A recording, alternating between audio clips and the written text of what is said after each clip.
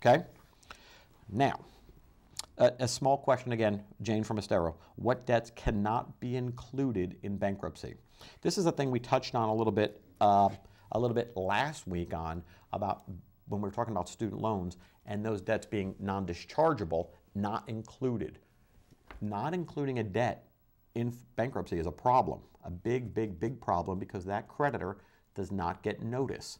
So we have to counsel all of our clients to the fact of, no, you notify everybody.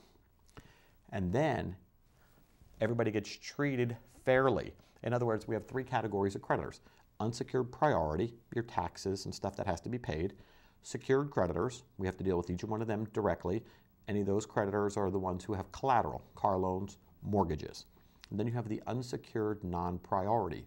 These are the ones who are on the, kind of like the lowest rung of the ladder. And we're going to deal with them in a group. We're not going to waste our time dealing with them individually because we don't have to. They're in a group and they'll get treated fairly. As long as we treat them all the same, it's not a big deal. Those are your three major groups. So what happens is when you say, I don't want to include somebody, I don't want to include my sister-in-law, that's a big problem because I have to counsel my clients and say, look, you have an obligation to include everybody in the bankruptcy. After the bankruptcy is over, if you want to pay back your sister-in-law, I don't care. It doesn't matter.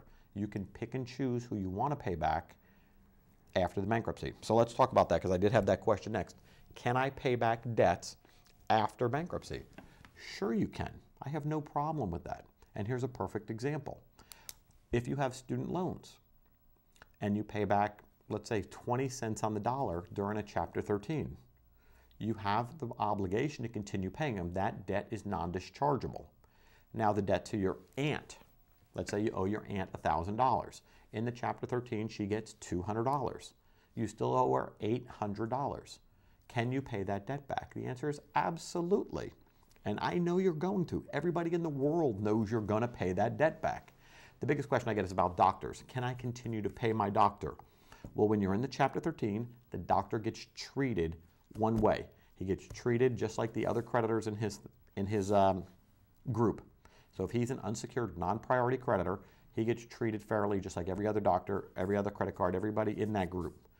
But after the bankruptcy is over, can you go in and make a voluntary payment to the doctor? Absolutely. Now the doctor could at that point in time say, no, I can't take this.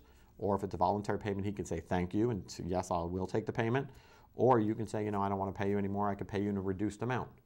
It doesn't matter. As long as you don't sign a reaffirmation agreement, you can pay back 20 bucks a week or for the rest of your life if you want to. I'm not worried about it. What I am worried about is taking care of that debt in the bankruptcy and you doing everything you're supposed to do to be entitled to your bankruptcy discharge. As long as you get that discharge, I've done my job. Make sure you're protected, your legal rights are protected going forward. And then if creditors try to collect on that debt that they shouldn't, enforcing those rights as well. So it was a great question, by the way. I want to say thank you. It was Jane. So that was a real good question. I don't think it's something that we ever, covered like that on the show before. So I'm really glad about that. I'm happy about that.